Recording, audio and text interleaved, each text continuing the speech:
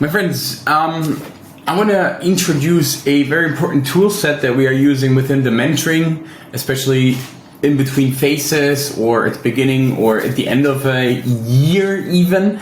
It's a so-called McGibney self-reflection framework, something that I use for myself as well as with my clients.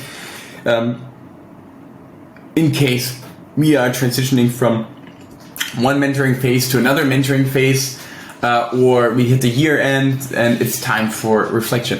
Why?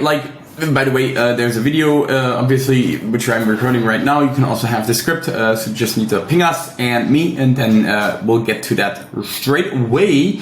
But why self-reflection? I was asked, why I'm doing this video is a lot of my clients, some clients ask how to understand what's been going well, what's been doing good, and I see that there's a lack of self-reflection. Self-reflection is a very important tool to obviously evaluate what's been good or bad, and also forecast into the future. And that's why we created a framework that helps our clients, and I want to give this to you for free. Yeah? So why is self-reflection? Just said, know yourself, super strong tool. It can improve your decision making if you actually evaluate what's been good and what's been going bad. So you can even call it a criteria that shows you in order to improve your decision making. Yeah, because you have a baseline, what's been good and what's been bad. And then it also helps to check in with yourself, especially during times on vacation or Christmas or, New Year or something like that. It's a good time just to reflect, what has been going good, what has been going bad, what have I enjoyed so far. It's also a very important point, yeah? And it's simply putting a mental checkmark behind a year or a certain period. Yeah. How you should not plan is pretty clear. For first of the year, I wish for more sales, revenue, cars, kids, women, men, whatever, customers. Yeah. It's also not a general reflection of what you can think for the past year, or set business goals and milestones. This is more OKR, objective and key result planning, which I'm actually going to cover, in a different topic to introduce to you. It's the same like the Eisenhower matrix that we're using quite often. But that's different. It's really about understanding what had a positive and impact on you and your business and what didn't. Yeah, so negative effect. The most effective way for self-reflection, at least from my point of view, is the 80-20 approach. So you basically view your documentation from the past year. How can you do this very effectively? Go into your calendar, news histories, Audible Feed, order book, journal, diaries, photos on your cell phones, WhatsApp, and so on. It gives you a very, very clear indication of what you have been doing.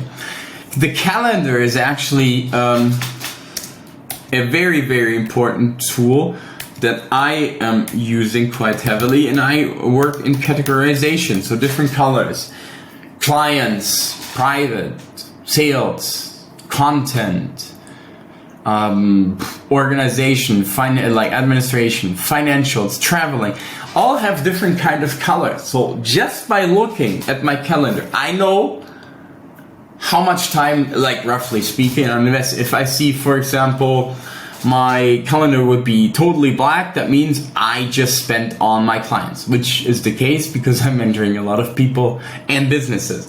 But I do have certain amount for content creation, which been me blue in my case. So if I don't have enough blue spots, I'm not going to create enough content. So you know where I'm going with this. So ask your questions for yourself. Yeah, this is very, very helpful. The self-reflection process is, as I just said, go through your calendar for the past year period and look at each week. Yeah, list the peaks of positive and negative emotions for each week. Sort them into respective columns under the respective categorization: people, activities, and commitments. I'll show that later. When you have gone through the year or a period, so to say, because I don't want to only do that on the year end. Look at your list. I recommend doing that once or twice a year. Ask yourself, which 20% of these things generated the strongest peaks? Strongest peaks. Based on your answers, take time to plan more of the things that created positive impacts. Makes sense. Important. Plan these firmly into your calendar, like book spots. Otherwise, the chance of getting caught, of operational everyday life and postponing another vacation or whatever your goals is for real, especially for self-employed people or entrepreneurs. We know this struggle. We need to plan ahead. Create your not to-do list based on the 20% of the things that have triggered negative peaks. Print these out and keep them constantly in sight for the coming weeks of the year. These are the things and people that you know are not good for you and make you feel bad. Don't plan dates, events, and things just out of a sense of duty or decency. Your time and your life are precious.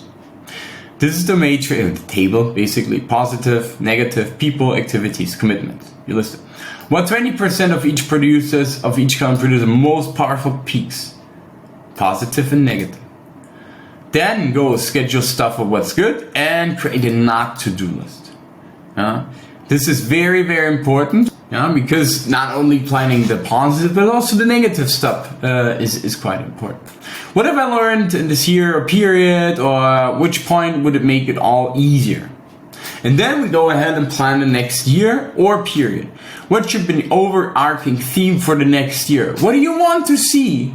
Discovering more. So I'll also privately speak. What would you like to spend more time next year? What skills would you like to learn, improve, or master? What personal qualities would you like to develop or strengthen? How would you like your everyday life to be? How would you like your business life to be?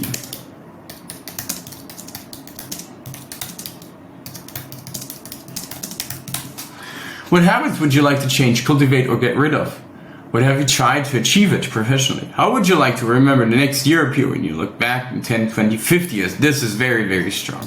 What is your most important goal for the next year? See where I'm going? Self-reflection is such a strong tool to really understand where certain things, positive and negative emotions are coming from. Since you're building your business should serve you, not you should serve your business. Just recently someone told me this phrase, that's why I'm using it. So go ahead, understand what's bring you positive, what's bringing negative emotions, and then plan this ahead. This is not a business strategy, OKR planning. We can tackle that if you want in a different post. It's really about reflecting about yourself. I hope this was helpful. If yes or not, please leave any comments. If you have questions, reach out to me. I'm McGibney, the CEO and founder of McGibney Mentoring and Coaching. Been in IT consulting sphere for 15 years, scaled my businesses to 7-8 digits. And yeah, self-reflection is definitely one of the most important points. Understanding why are you doing it, what brings you joy, what brings you anger, has been a very, very important part of my journey. And something that you need to learn. It's not like, I'll do it and done. It's just like, that's why I integrated in part of the mentoring, and I wanted to give it to you people who are listening to the video for free. So I hope it helps. Let me know. And yeah, I wish you a happy self-reflection.